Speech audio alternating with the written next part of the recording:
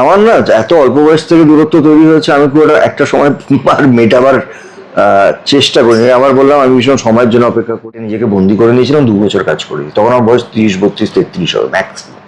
এই স্বপন সাহা মানুষটা 2 বছর পরে এসে বলেছিল আপনাকে কাজ করতে হবে, নাহলে আমাদের ক্ষতি হচ্ছে। 2 বছর আমি লজ্জায় বেরোতাম না, তখন তো লজ্জাটা অন্যরকম। মানুষ কি ভাবছেন, আমাকে আমাকে নিয়ে হাসাহাসি করবে, আমি কি আর অভিনয় করতে পারবো।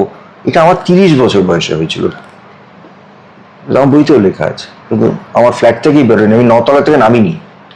সম্পর্কের শেষটায় কেউ সম্পর্ক শেষ করতে চায় না, তার আগে কিন্তু একটা বিশাল ইনার লড়াই হয়। সম্পর্কের লজ্জা ছিল, ওটা ওটা একটা অল্প বয়সের লজ্জা ছিল। ওটা একটা, ওটা আমার কোনো কাজকে, তো আমি কাজকে না করে থাকতে পারি না, কিন্তু আমার মনে হচ্ছিল আমি কাজের প্রতি জাস্টিফাই করছি না, করতে পারবো না। ওটা আমি ট্রমাটাইজ হয়ে গেছিলাম। আমি জেনে শুনে কোনোদিন কারো ক্ষতি করিনি, জেনে শুনে কারো ক্ষতি চাই না। এটা আমি জানি, অনেকে ভাবেন, অনেকে না, এটা জানি আমি। এই জন্য ঈশ্বর আর আমার মা আমার সঙ্গে আছেন।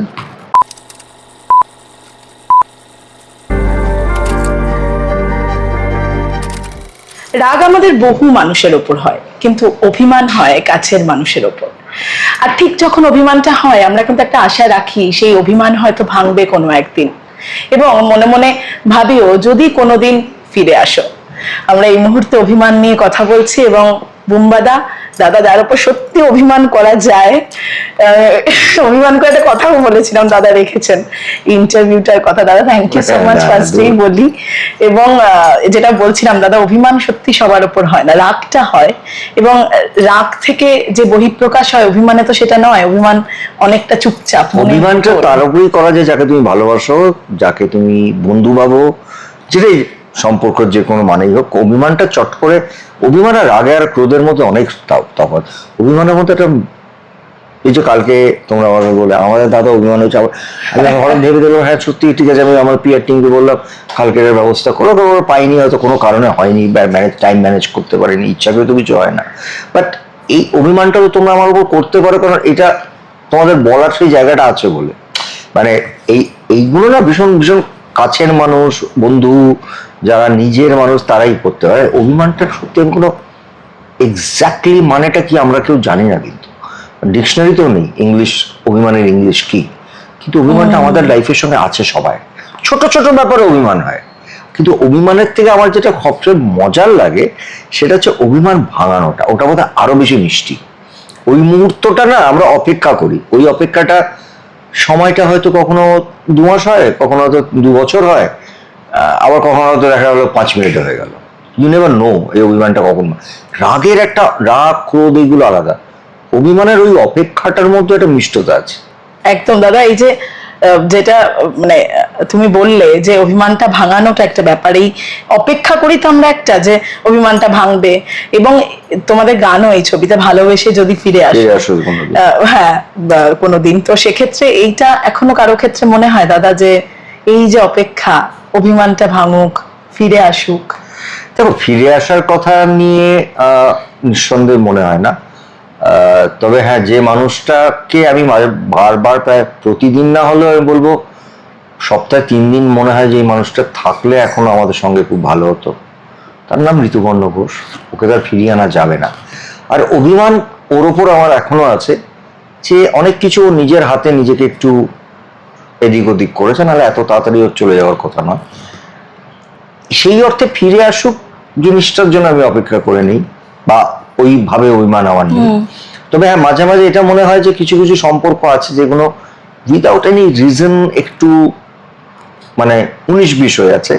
আর সত্যি কথা বলছি, এটা অভিমানের জন্য নয়, এটা একটা সার্টেন বয়স আসলে মনে হয় যে এই সম্পর্কগুলো একটু মানে কোনো কারণ নেই আজকের দিনে, আর এইটুকুনো বোধ হয়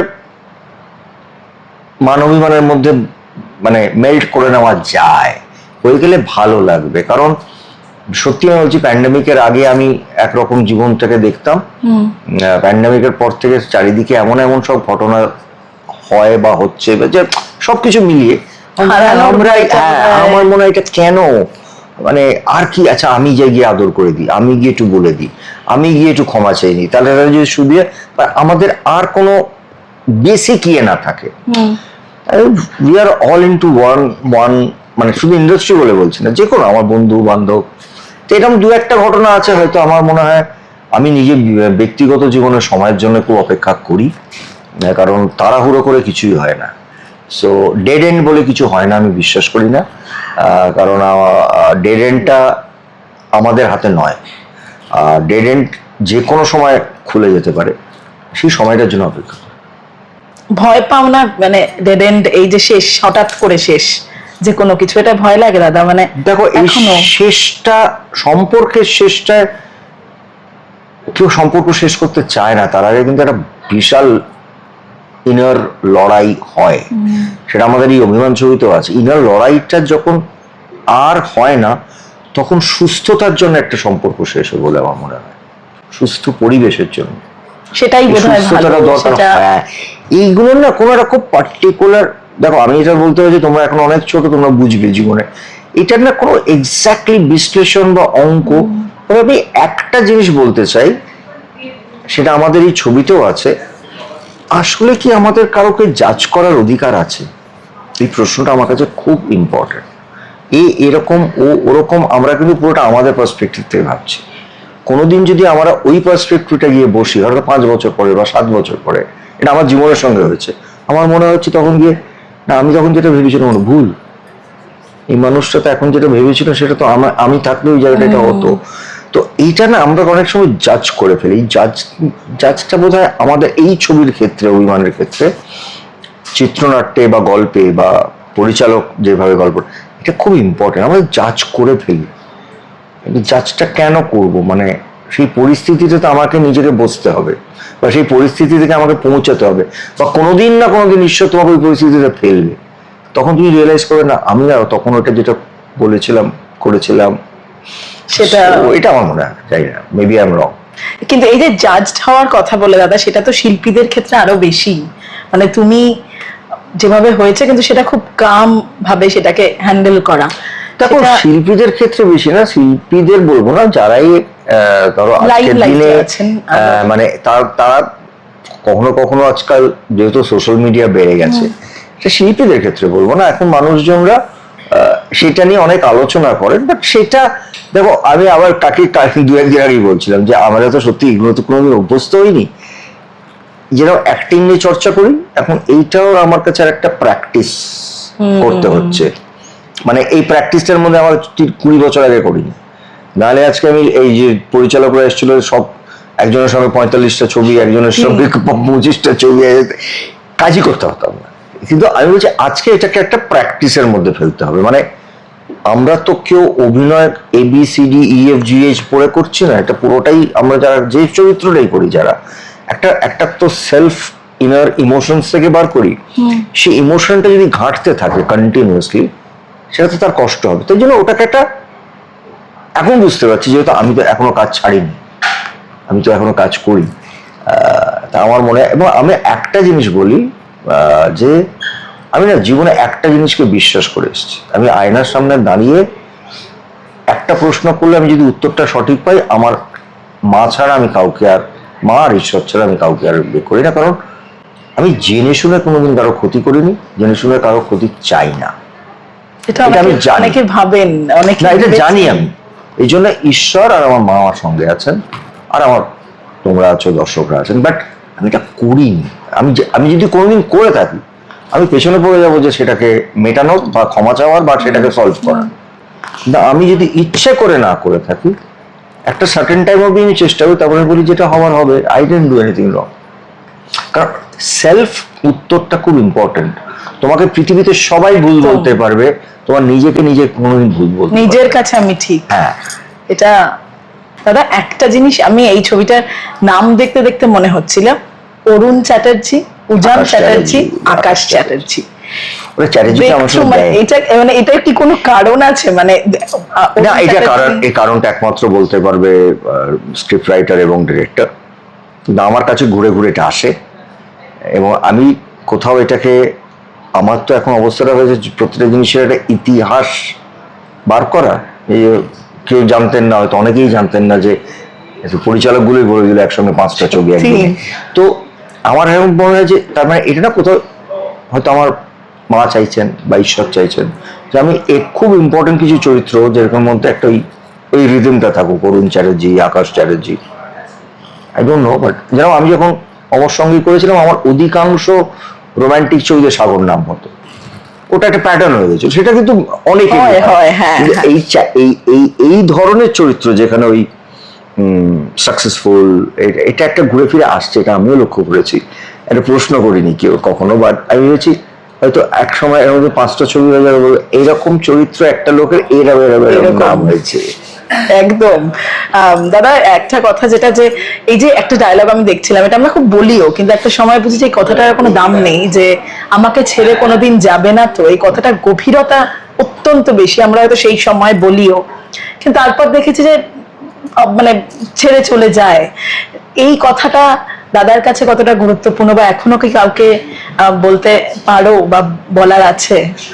এখন খুব একটা সেইভাবে কাউকে বলার নেই হয়তো যে আমাকে ছেড়ে কখনো যাবে না তো, কিন্তু এই কথাটা তো আমরা বলি এবং এই কথাটার ভীষণ অনেস্টি নিয়ে বলি, কিন্তু অনেস্টিটা নিয়ে সে বলছে বা আমি বলছি, যারাই বলুক, এটা অনেস্টি বলার সময়টাই কিন্তু কোনো অনেস্টি নেই, ওটা 100% অনেস্টি।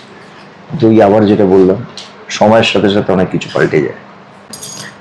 ছবিতে যেটা দেখছিলাম, এবং কখনো সেটা জীবনে ফেস করেছো যে উচ্চতার শিখরে থেকে শূন্য হয়ে যাওয়া, এবং সেটাকে মানে সেটা সবসময় কাজের ক্ষেত্রে হবে? একটা কথা বলে দিই ভাই, আমি যখন এই যে 3 শিফট 2 শিফট 5 শিফটে কাজ করতাম, যে কোনো একটা কারণে, কারণটা তোমরা জানো, আমার সবটাই ওপেন থাকে, আমি একটা সময় আমার ফ্ল্যাটে নিজেকে বন্দি করে নিয়েছিলাম, 2 বছর কাজ করি, তখন আমার বয়স 30 32 33 হবে ম্যাক্সিমাম।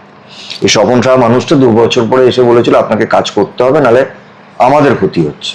2 বছর আমি লজ্জায় বেরোতাম না, তখন তো লজ্জাটা অন্যরকম, মানুষ কি ভাবছেন আমাকে নিয়ে কি হাসাহাসি করবে, আমি কি আর অভিনয় করতে পারবো, এটা আমার 30 বছর বয়সে হয়েছিল, আমার বইতেও লেখা আছে, কিন্তু আমার ফ্ল্যাট থেকেই বেরোয়নি, আমি 9 তলা থেকে নামিনি। যখন এই সময়টার কথা বলছি, যখন আমি 3 শিফট 4 শিফটে কাজ করি, তো মানুষের কাজ আজকে কি হবে কালকে কি হবে কেউ জানে না। তুমি যে বলো কাজ সবচেয়ে দামি, সেই সময়টায় ফিরলে তো মনে হয় সম্পর্ক তোমার কাছে সবচেয়ে দামি, কারণ সম্পর্কের লজ্জা ছিল, ওটা অল্প বয়সের লজ্জা ছিল, ওটা আমার কোনো কাজকে, তো আমি কাজকে না করে থাকতে পারি না, কিন্তু আমার মনে হচ্ছিল আমি কাজের প্রতি জাস্টিফাই করছি না, করতে পারবো না, ওটা আমি ট্রমাটাইজ হয়ে গেছিলাম, হয় আবার সেখান থেকে বেরিয়েছি। সেই সময় বার করার পেছনে মানুষটা কিন্তু আজকে উপস্থিত ছিলেন, একজন ছিলেন চলে গেছেন তরুণ মজুমদার, আর একজন আমাদের মাস্টার ছিলেন, টিচার ছিলেন, আর এরাই তো ইন্সপায়ার করে। একদম দাদা, শেষ করব সেই সময়ের কথা যখন বলে যে বিচ্ছেদের সংজ্ঞাটা তো এখন একদমই বদলে গেছে, এই যে ভয় লজ্জা, এটা নয়, মানে আমি তো বলছি যে সময়ের জন্য, তখন ওটা আমাদের কাছে লজ্জা ছিল, বা এটা আমি কি করে বাঁচবো, এইটা তো ওই টেন্ডার বয়সটাই হয়, এটার বয়স জীবনকে শেখায়, মানে বয়স বলি, ম্যাচুরিটি বলি, সম্পর্ক বলি, এটা সময়ের সাথে সাথে পাল্টায় গো। আমি এখন যেভাবে জীবনটাকে ডিল করে 30 বছরে করতাম না, হ্যাঁ ঠিক আছে চল এটা হবে, এইটা স্বাভাবিক। আমি শুনেছি বয়স বাড়লে আরো বেশি মানুষ এগুলো ভাবতে শুরু করেন, তুমি কম বয়সে ছিলে, হয়তো ম্যাচিউরিটির সঙ্গে এটা হয়ে গেছে, আর বেশি সেন্সিটিভ হয়ে গেছিলাম হয়তো কোনো কারণে, এটা খুবই ইচ্ছা করে ভেবে,